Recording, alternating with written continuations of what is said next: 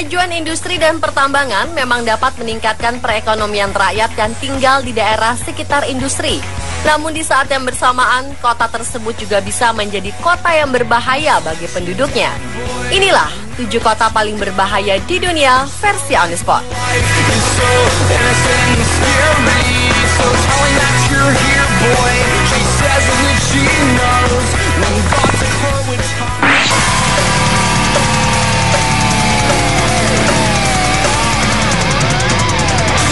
Awalnya, Chernobyl merupakan kota normal seperti kebanyakan kota di Ukraina. Namun pada malam hari tanggal 26 April 1986, ketika semua penduduk sedang terlelap, terjadi ledakan dahsyat yang mengubah hidup penduduk Chernobyl. Ledakan ini berasal dari pembangkit listrik tenaga nuklir yang ada di kota itu. Dalam hitungan detik, ledakan tersebut membumi hanguskan kota tersebut dan melepaskan radioaktif 400 kali lebih besar daripada bom atom yang dijatuhkan di Hiroshima dan Nagasaki. Dampak ledakan ini bahkan sampai ke Kepulauan Inggris. Bencana ini juga tercatat sebagai bencana buatan manusia terbesar sepanjang masa. 50 orang tewas saat tragedi tersebut. Jumlah korban yang terkena dampak radiasi masih bervariasi. Organisasi Kesehatan Dunia WHO menyatakan korban radiasi sebanyak 9.000 orang. Organisasi Lingkungan Hidup Greenpeace mengklaim jumlahnya 93.000 orang. Mereka yang terkena radiasi mengalami berbagai penyakit mematikan, mulai dari leukemia, kanker tiroid, hingga penyakit kardiovaskular. Selain itu, anak-anak Chernobyl yang orang tuanya terkena radiasi terlahir cacat, ada yang cacat fisik, ada juga yang cacat mental. Setelah ledakan, kru darurat mengubur kompleks PLTN dengan beton besar yang dikenal dengan julukan The Sarcophagus untuk membendung radiasi nuklir yang masih tersisa. Namun salah satu surat kabar Polandia melaporkan konstruksi bangunan tersebut sekarang sudah mengalami kerusakan. Beberapa beton ditemukan berlubang dan memungkinkan tikus keluar masuk bendungan tersebut. Ini sangat membahayakan karena radiasi bisa menyebar lagi dan membahayakan Eropa. Meskipun pemerintah sudah memerintahkan penduduk untuk meninggalkan kota Chernobyl, masih ada yang tidak mau pergi dari kota maut itu.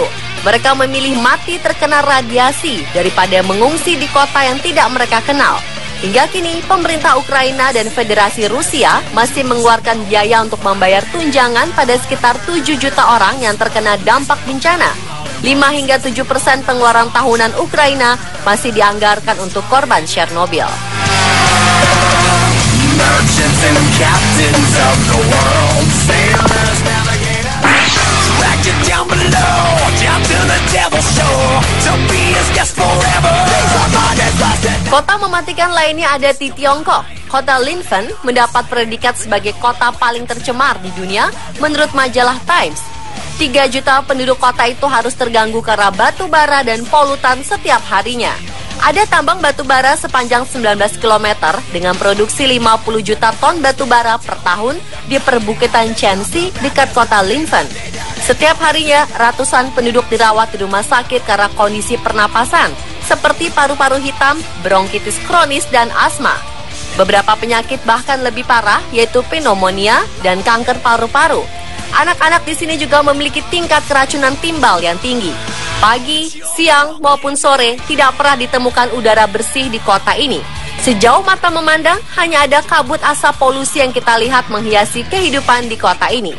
Lebih parahnya, jika kita menjemur pakaian di luar rumah, maka ketika kering, pakaian tersebut akan berubah warna menjadi lebih hitam karena udara yang kotor.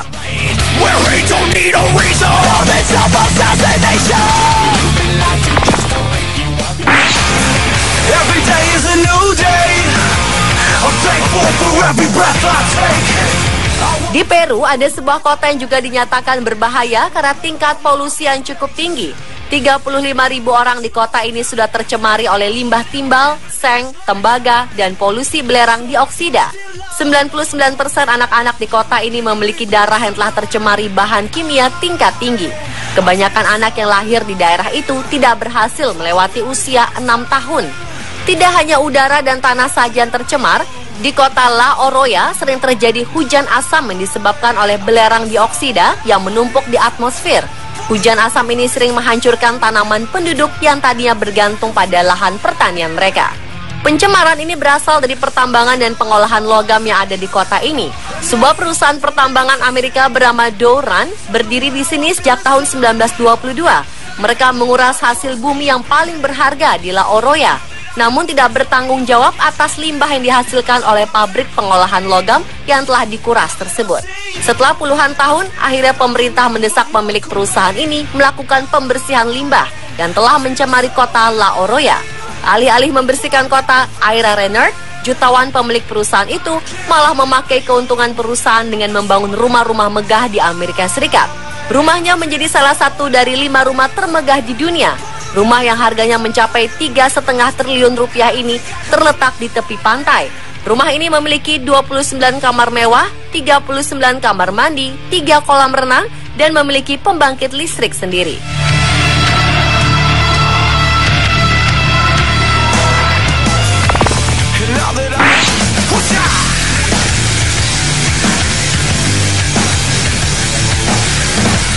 Penduduk di kota Dzержinsk, Rusia, sekarang tidak lagi bermimpi untuk hidup sampai usia lanjut karena rata-rata harapan hidup sampai usia lanjut di kota ini cukup rendah.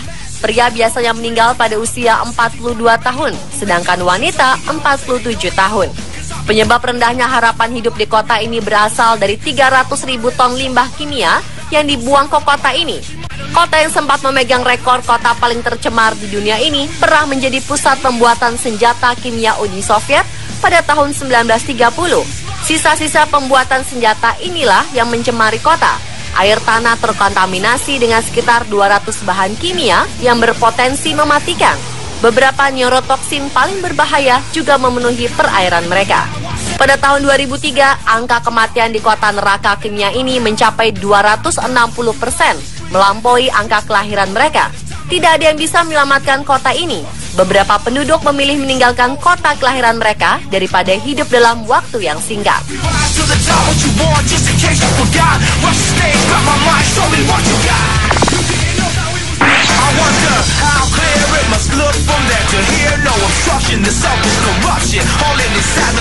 Kota Kabwe, Zambia sempat berjaya di awal abad ke-20 ketika timah ditemukan di dekat kota tersebut.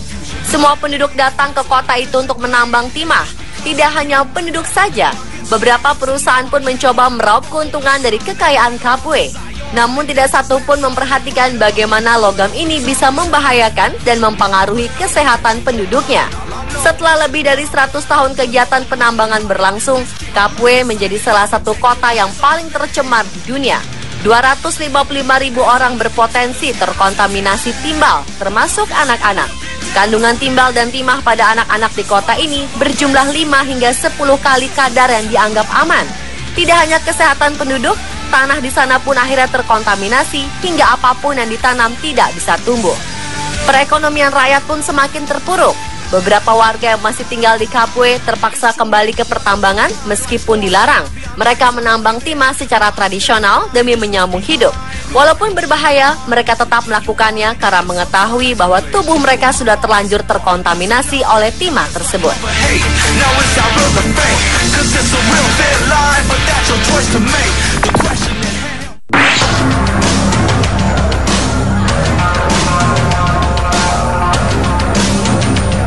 Sumgayit merupakan kota terbesar ketiga di Azerbaijan dengan populasi sekitar 300.000 orang.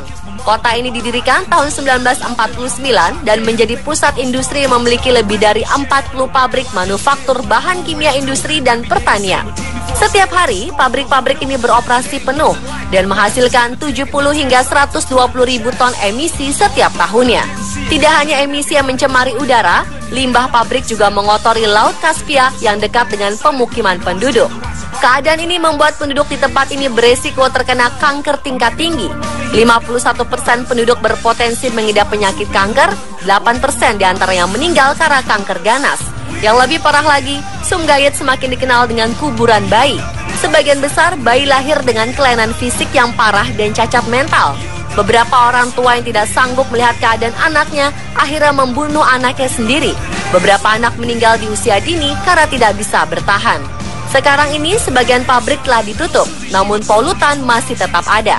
Setiap hari penduduk harus bersentuhan dengan logam berat, produk kimia, dan racun merkuri. Tingkat kematian mencapai 50%.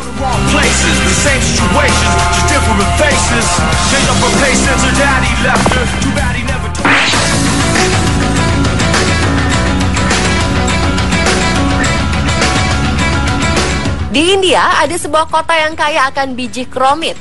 Kota itu bernama Sukinda. 97% pasokan biji krom di India berasal dari kota ini. 12 tambang terbuka terus beroperasi di daerah ini tanpa adanya rencana pengelolaan lingkungan dan lebih dari 30 juta limbah batuan tersebar di daerah sekitar.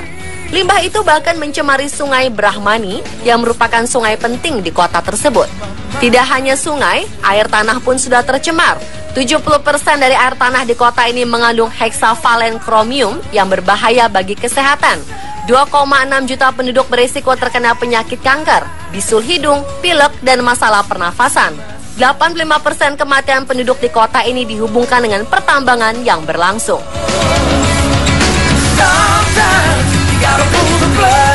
Pemirsa, itulah 7 kota paling berbahaya di dunia. Semoga ini menjadi pelajaran penting bagi kota-kota industri dan kota-kota besar di Indonesia untuk lebih memperhatikan kelangsungan ekosistem.